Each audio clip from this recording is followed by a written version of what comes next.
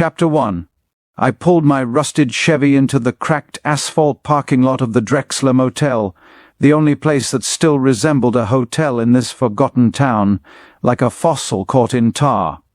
My hands gripped the steering wheel a moment longer than necessary, the remnants of an old anxiety whispering through my veins. The town loomed around me, a ghost of its former self, the place tainted with memories of the past. The motel's neon sign flickered weakly, a dull red glow that barely cut through the encroaching twilight. I stepped out of the car, the gravel crunching under my feet, and made my way to the office. The place smelled like stale cigarettes and dust. Behind the counter sat a man who looked like he'd been here since the town's last breath of life. His skin was paper thin, his eyes clouded like a stormy sky. He coughed, a wet, rattling sound, and squinted up at me as if trying to remember where he was. "Room for one," I said, my voice sounding foreign in my own ears.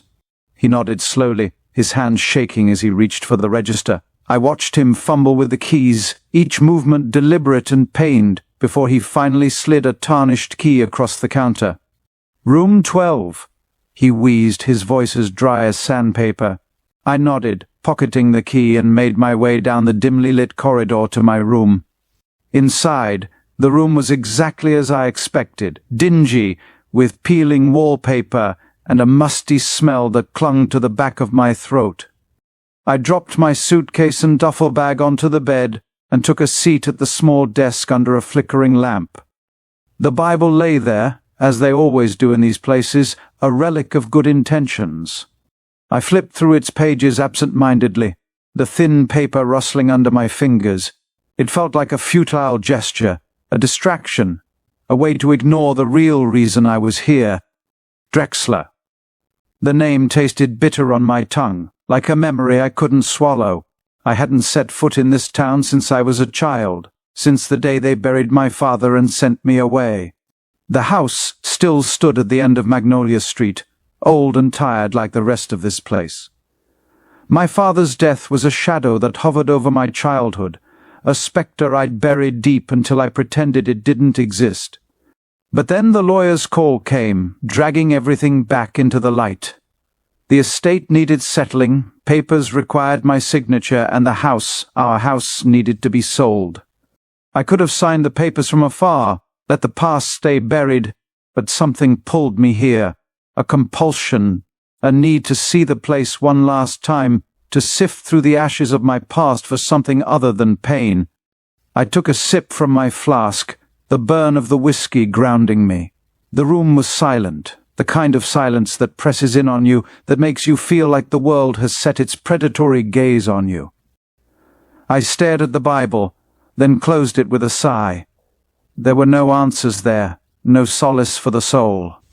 My father's suicide was my driving force out of this place, and now it seemed the magnetic pole drawing me back.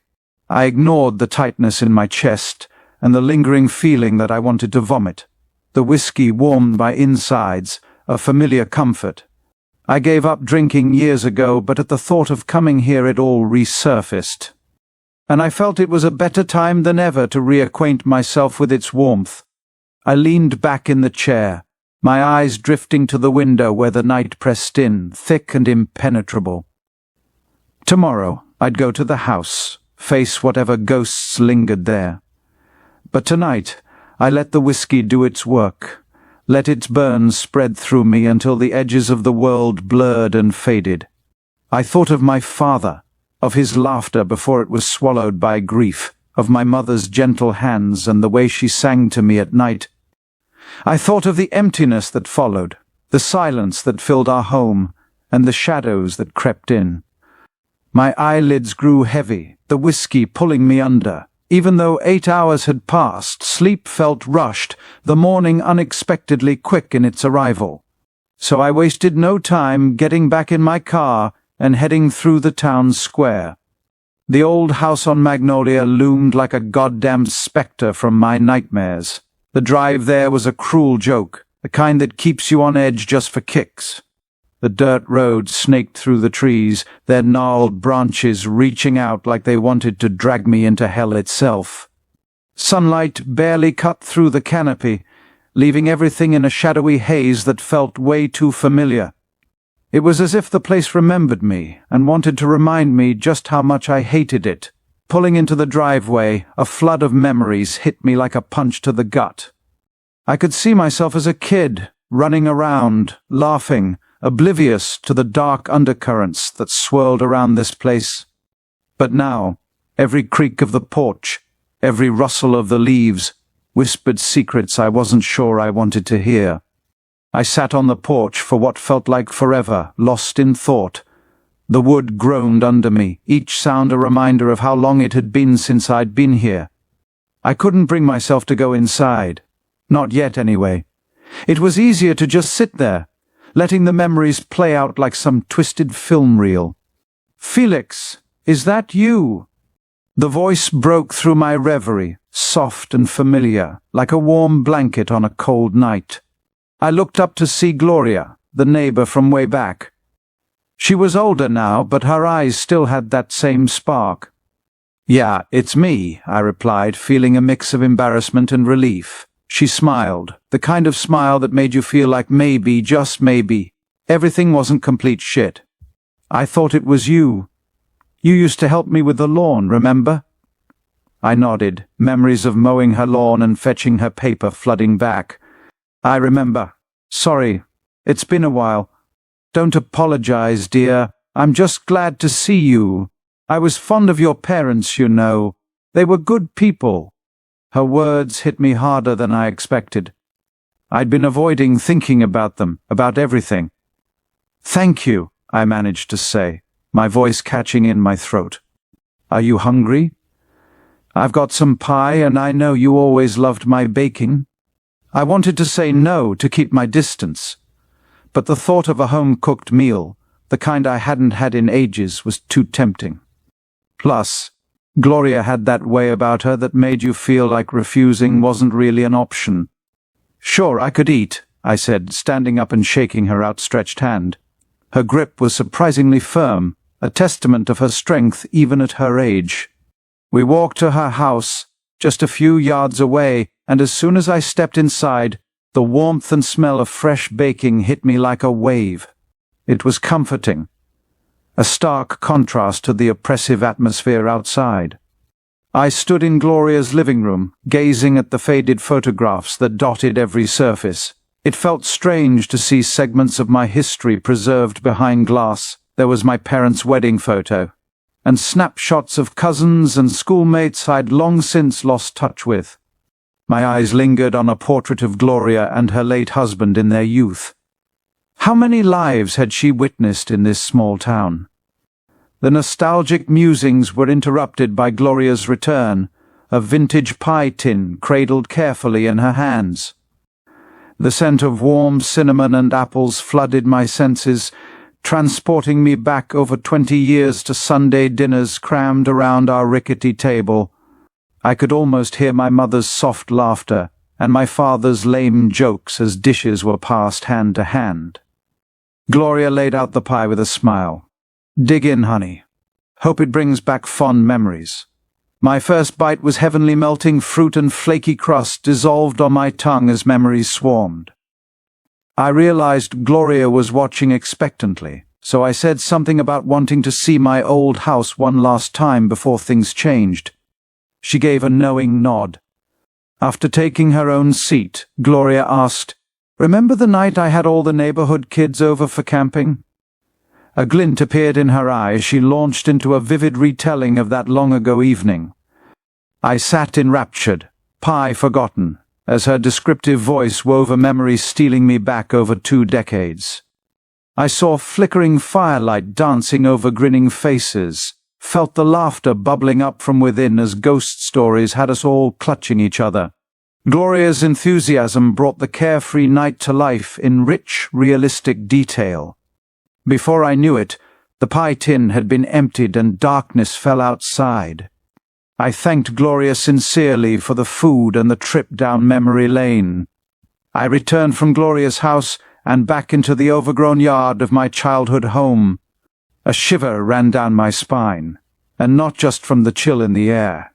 This place, the faded blue siding, the sagging porch, the towering oak tree in the corner, it was all so achingly familiar, yet foreign at the same time. I never thought I would return to this place in my whole life. I tried to push it from my memory. As I made the short trek across the patchy grass, memories came flooding back skinned knees from neighborhood football games. The laughter of my little cousins echoing from the swing set. The comforting smell of my mother's homemade apple pie wafting through the windows. A recipe from Gloria my mother has mastered, and improved on with every repetition, but those warm recollections quickly soured, replaced by the ghosts of darker times. I paused at the front door, my hand lingering on the tarnished knob. Taking a deep breath, I turned it and stepped inside, bracing myself for the onslaught of painful memories that were sure to come. But strangely enough, I felt numb, empty. The air was stale, thick with the musty scent of neglect. Dust motes danced in the shafts of fading daylight that streamed through the grimy windows. Cobwebs clung to the corners, and the floorboards creaked underfoot as I slowly made my way through the familiar foyer. My gaze drifted up the staircase, the steps I had bounded up and down 1,000 times now shrouded in shadow. That was where I had last seen my mother, wasting away in her bed, her once vibrant spirit extinguished by the cruel cancer that ravaged her body. At least that's what my father told me. I was never allowed in her room. Probably for the best, maybe that was a blessing. My last memory of my mother, her smiling face and dark locks. I remembered the way her eyes had pleaded with me, begging me not to leave her, even as I promised I'd be back soon. But I never saw her alive again. When I returned from my day's exploration of the nearby woods, an ambulance was carting her off. A lump formed in my throat, and I quickly averted my eyes, forcing myself to move forward. In the living room, the old floral sofa where my father used to sit for hours, lost in a bottle of Jack Daniels, loomed like an accusing spectre. The memory of his final despondent act still haunted my dreams, the crack of the gunshot echoing endlessly in my mind. I heard the noise from my room. I knew what it was before I saw him. It's almost as if a part of me was waiting for that day to come, an ever downward spiral. I shook my head, willing the painful recollections to subside. Grief and guilt had been constant companions for far too long. Pushing on, I made my way up the creaky stairs, my footsteps echoing in the eerie silence. My hand traced clean finger lines in the settling dust on the handrail. At the top of the landing I paused, my gaze drawn to the closed door of my old bedroom. Taking a steadying breath, I reached for the knob and slowly pushed it open. The room was exactly as I had left it, frozen in time. Posters of Backstreet Boys and Spice Girls still clung to the faded walls, the Pokemon bedspread I had begged my parents for oddly neat under a thick layer of dust. In the corner, the half-assembled model airplane I had abandoned in my haste to escape this place gathered cobwebs on the desk. A bittersweet smile tugged at my lips as I drank in the familiar sights. This room, this sanctuary had been my refuge from my father's drunken stupors. Here, I could lose myself in the carefree worlds of music and fantasy, if only for a little while. A dusty VHS copy of The Nightmare on Elm Street still sat on my VCR, my reflection staring back from the dead TV above. Wearily I crossed to the bed and sank down onto the mattress, the springs creaking in protest. Lying back, I stared up at the glow in the dark stars that still dotted the ceiling, a faint remnant of my childhood wonder. As the last slivers of daylight faded, I felt my eyelids growing heavy, the exhaustion of the day finally catching up with me. Just as I was drifting off, a soft creak from the attic above jolted me awake. My heart pounding, I sat up, straining to hear any other sounds. For a long moment, there was only silence. Then, the faint patter of footsteps, moving slowly across the floor above, Adrenaline surging, I leapt from the bed and hurried to the hallway, where the old wooden ladder that led to the attic access hatch stood. Gripping the pole, I yanked it down, the ladder clattering against the hardwood. Without hesitation, I began to climb, my Zippo lighter clutched tightly in my hand. Reaching the top, I swept the flickering flame around the dusty space, searching for any sign of an intruder. But the attic was empty, save for a few forgotten boxes and the eerie shadows that danced across the walls. A cold breeze swept through the attic, and then I saw it. A mouse peeking its head from behind one of the boxes. I breathed out a sigh of relief. After a lingering few seconds, I allowed my lighter to die as I descended back down the ladder. Had I just imagined the sounds louder, or did my mind amplify and mutate the sound into heavier footsteps? Returning to the bedroom, I collapsed back onto the bed, my body aching from the tension. Sleep eluded me now, my senses on high alert. As the night deepened, I stared up at the faded green stars, waiting for the slightest creak or groan that would shatter the silence. Chapter 2. I don't know what woke me, but the house was quiet, too quiet. I swung my legs off of the bed and sat there for a second, rubbing the sleep out of my eyes. Checking my watch, only a few hours had passed. But somehow I felt like I had slept for days, my body hardly wanting to do anything but slump back to sleep. But my mind was wide awake, churning with unwelcome thoughts.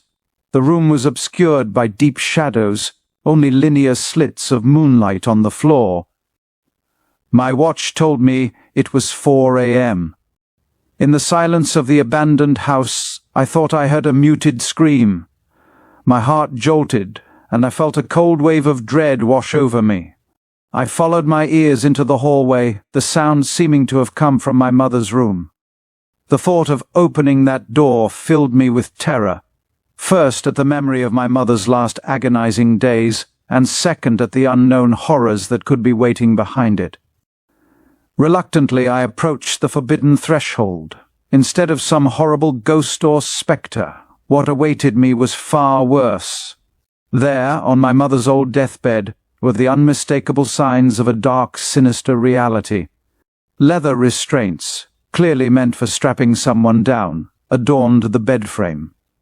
I stepped deeper into the cold room, running my fingers down the length of the mattress, trying to comprehend the implications. When I could see the bed itself more clearly, I noticed the brown stains I knew had once been crimson. A sickening realization dawned on me. My stomach twisted with revulsion and dread. Had my mother been restrained here, against her will, in her final days? The very thought was almost too much to bear. What other unspeakable horrors had taken place in this room, hidden from my eyes? Flashbacks of my father shooing me away from the room, or telling me she was too sick for company and that she needed rest. I staggered backward, my mind reeling.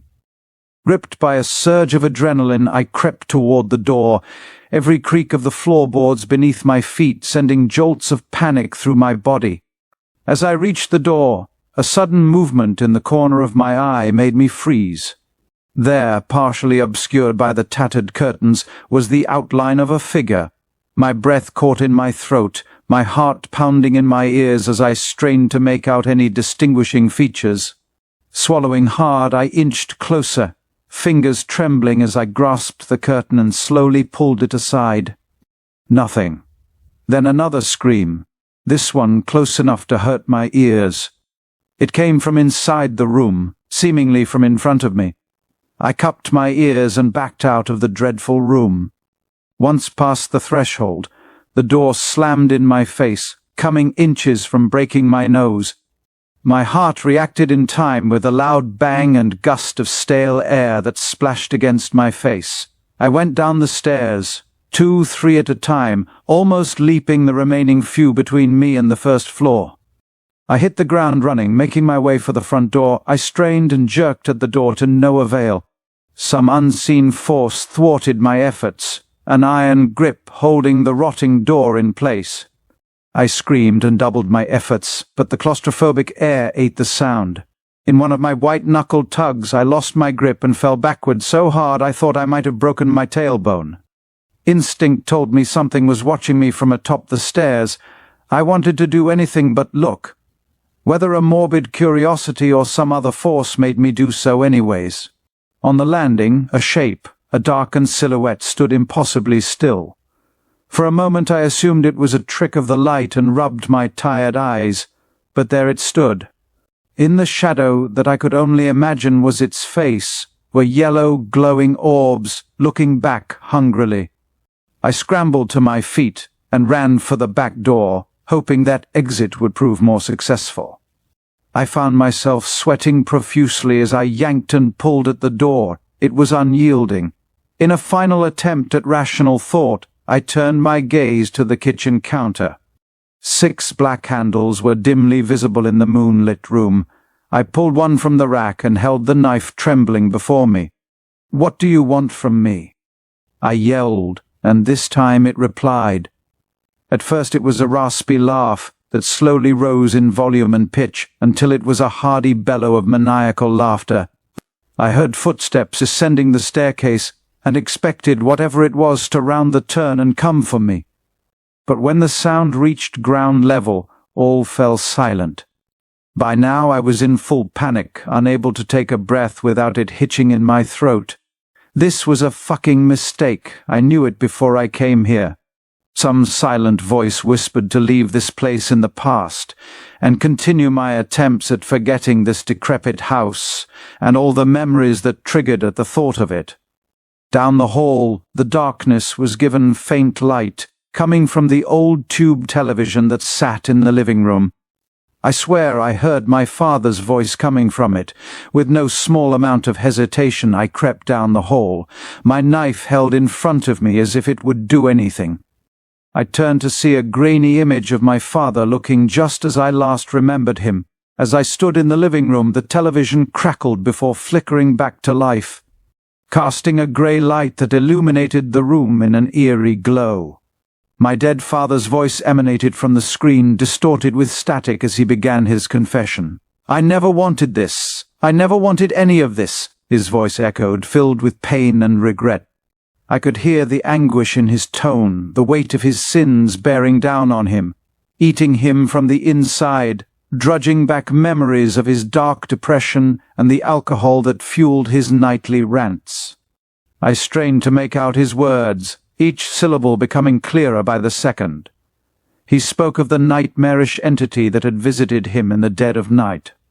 At first as a shadow in his peripheral, then its demands for offerings in exchange for life echoing through the room. The truth spilled forth from the screen, a tale of horror and betrayal that tore at my soul. "I thought I could save us. I thought I could protect you." My father's voice trembled, the guilt palpable in every word. He confessed to allowing the entity to influence him, to feed on the life of my mother in exchange for his own survival and mine. The image of my father on the screen flickered in and out, his face contorted with sorrow and regret. The dark circles around his eyes gave him a skeletal quality, further shadowing his countenance. I listened in horror as he recounted the torment my mother had endured, how he had restrained her as the entity drained her life force, feeding on her until she descended into madness. The revelation of the truth, the lies that had been woven around her supposed illness, cut through me like a red-hot blade.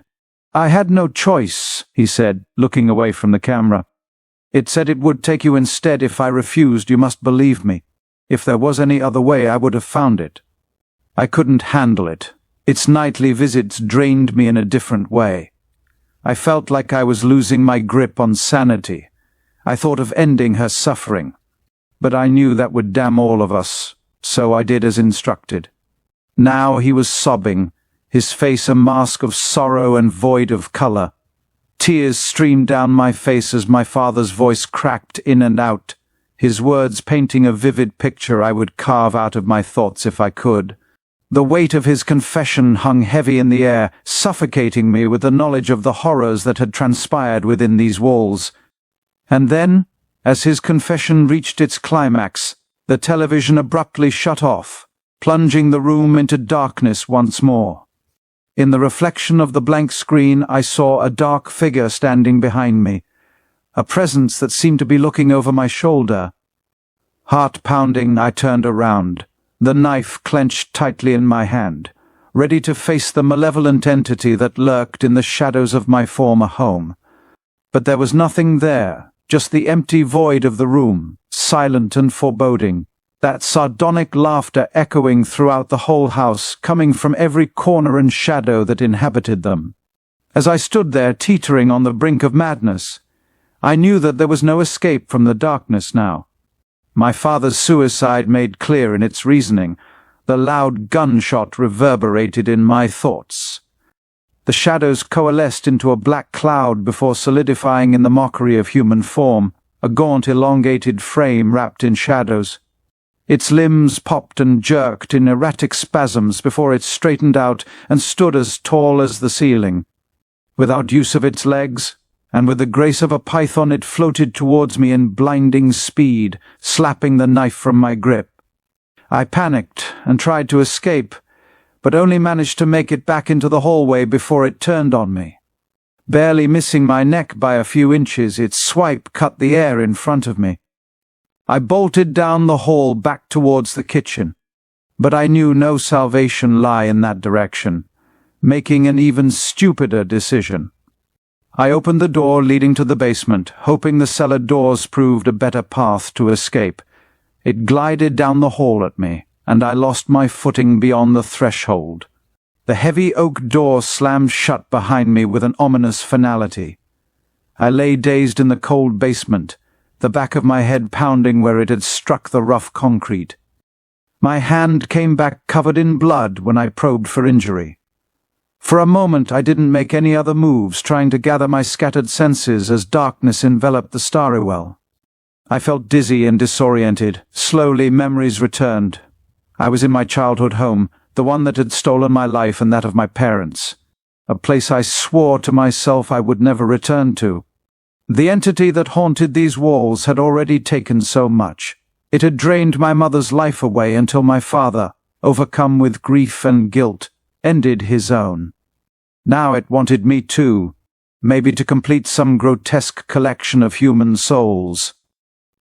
My eyes adjusted to the dim moonlight filtering in under the door. I began to make out familiar shapes in the gloom around me, old pieces of furniture covered in drop cloths, boxes of forgotten belongings shoved haphazardly against the walls. This place held shadows of happier times, before that thing awoke and pulled our lives apart. As my head cleared, fear crept back in. I was trapped underground with nowhere to run. That thing was still up there, and it knew I was vulnerable. I scrabbled along the floor in the dark, searching desperately for any weapon I could use against the entity when it came for me. My hands closed around a rusty crowbar near my father's old tools, not the steak knife I'd foolishly lost, but better than nothing. I pushed myself to my feet, leaning heavily against the concrete wall for support. Every inch of my body ached. Bracing for an attack, I strained my ears, listening for any sounds above. At first, only silence greeted me, heavy and oppressive. Then, so faint I thought I imagined it, a light scrape, like nails dragged down the bare wall. My breath caught in my throat. It was coming. A noiseless pounding began in my head, matching my frantic heartbeat. I shoved myself away from the wall, fumbling through the shadows with the crowbar clutched white-knuckled before me.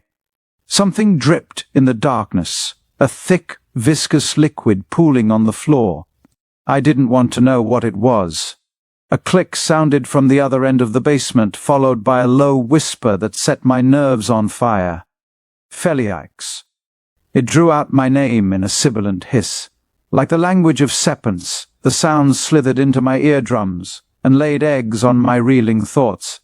I spun toward the source of the noise, brandishing the crowbar uselessly into the black. My chest heaved, on the verge of hyperventilating. This thing was toying with me, playing on my senses until I cracked under the pressure. But I knew from what it did to my family that breaking wouldn't satisfy its bloodlust.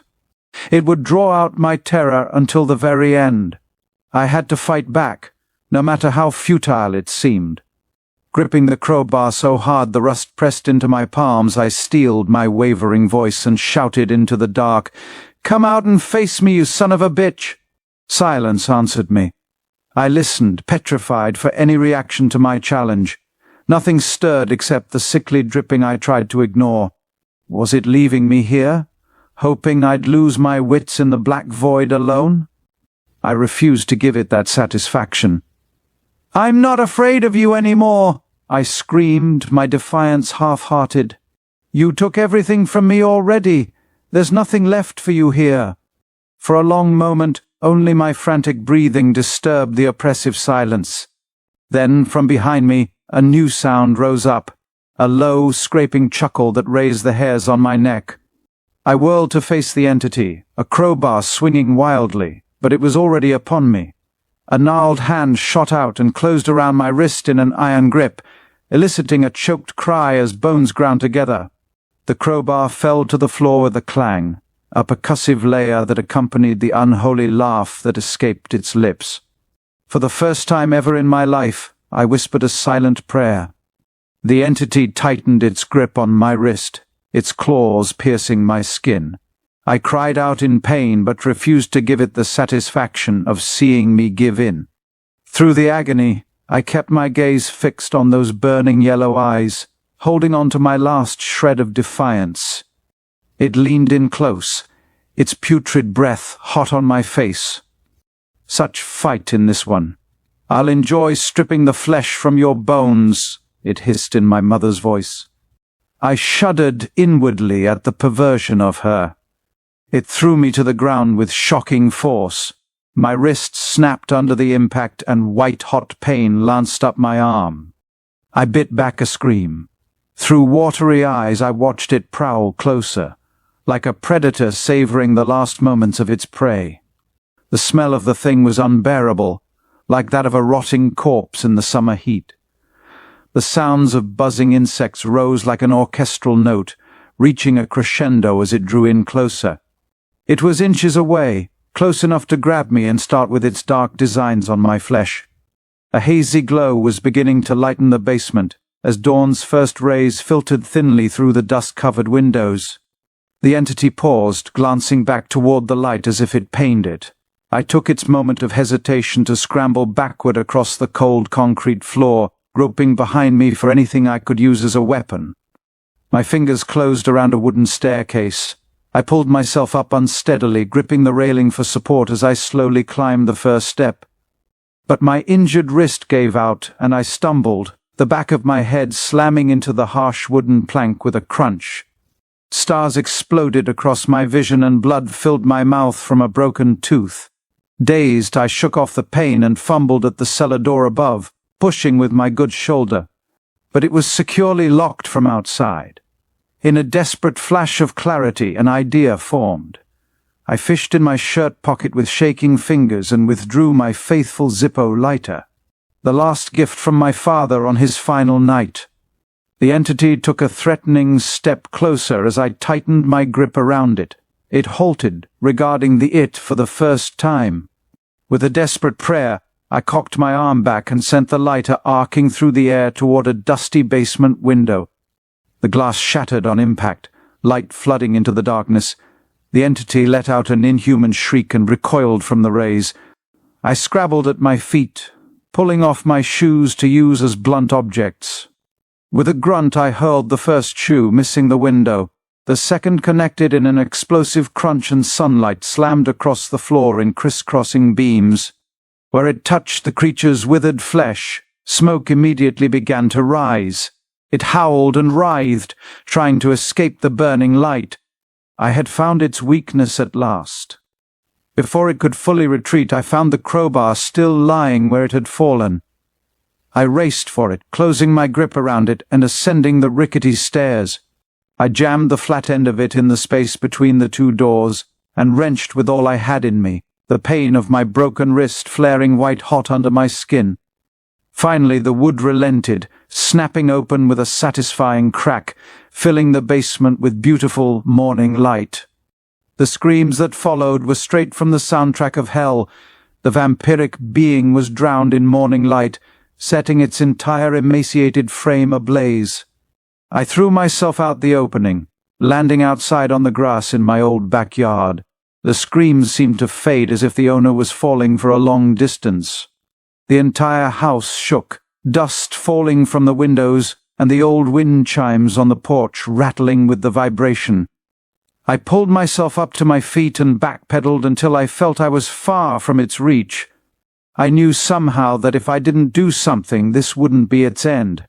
Taking a gambling man's chance, I darted for the old shed in the backyards, and was relieved to find a gas can with a few gallons left over from yard work decades ago. Tearing a piece of my shirt, I stuffed it in the hole as a makeshift wick, and felt my pockets for the lighter. I forgot that I had thrown it.